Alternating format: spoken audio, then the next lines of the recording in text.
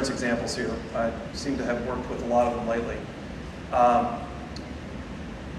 We were talking a little bit earlier, the minister was mentioning some GIS systems and looking at the environmental impact from a geographic perspective.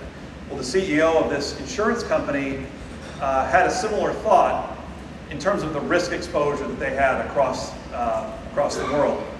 So they had this vision of applying geographical information and risk information together. Well, because the CIO of the organization was engaged at the executive table, he was able to have this conversation and kind of mash together some ideas to bring some of the newer at the time, Google Maps technology, together with some of the company's risk information to come up with a quick prototype. The CEO actually engaged in that process and took it forward. I think that one of the interesting things here is both of those examples, the CEO, the topmost leader of the organization, was the one who was standing up and driving this change. And I think that's great as long as we're collaborating together as technology leaders.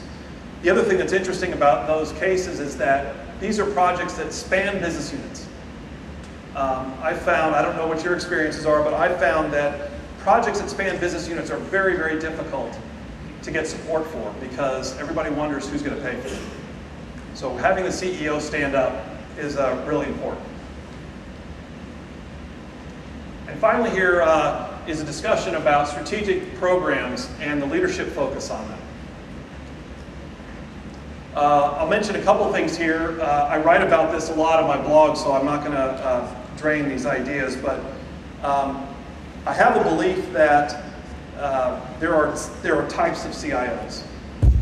Fundamentally, you have a certain interest and focus in terms of the life cycle of change and transformation in an organization. Some of you really enjoy getting into the strategic innovation discussions, thinking about change, thinking about the transformation that will really add value to your businesses. Some of you are more interested in planning the roadmap and figuring out how the change is going to come about and actually managing those large strategic programs. And some of you, I think, enjoy taking the outcomes of that and really hyper-focusing on getting the value out of those results.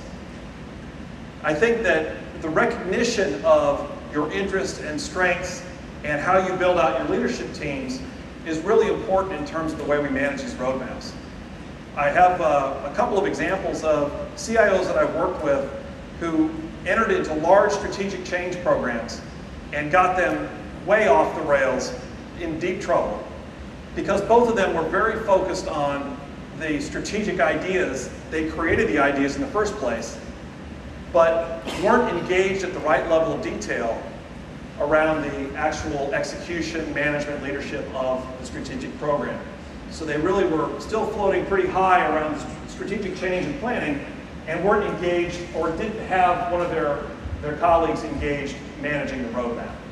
So I think that's an example of the strategic leadership that's really required for these roadmaps. One other quick story here.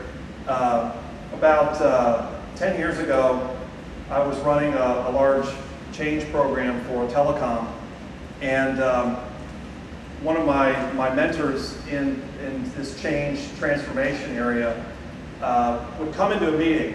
He would come in periodically, a couple times a month. He would come into one of our steering committee meetings, and he paid $100 for somebody that had the best issue.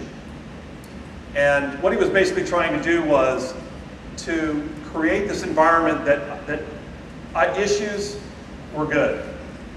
And there's so many cases you see out there where projects get so late, so delayed, so off the rails because people are afraid to bring bad news to the table. If you bring bad news to the table at the right time, it's good news. If it's at the wrong time, it's bad news. So I think this is part of this leadership philosophy that I think is important during this transformation.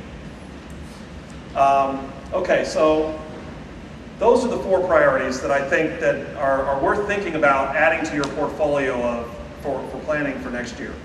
So there's increasing the visibility to IT and IT's value, Increasing focus on innovation, on practical innovation. Third is engaging the business more holistically in this large-scale business design. And fourth is raising your focus on the strategic leadership of these programs, not on the individual projects, but at the program level, this multi-year roadmap level. A couple of things here I'll throw out, which we probably can talk about over coffee or the next couple of days. Things that I think are coming soon, if they haven't already reached you, that will be on your agenda, as well as the other points I made, and maybe next year. I think there's increasing scrutiny on the role of the CIO, coming from multiple places. In the financial services industry, we're seeing it with the combination of the entire financial back office, the operations, and IT coming together. That's one thing that we're seeing. On the flip side, with all of the outsourcing and the cloud and software as a service, there's a question about, so what does the CIO do now? So I think there's some increasing focus on the CIO's role. Social media, which we'll talk about some more tomorrow, and the business changes that might be driven from that. I'm hearing a lot more about lean being applied to IT, the lean manufacturing concepts.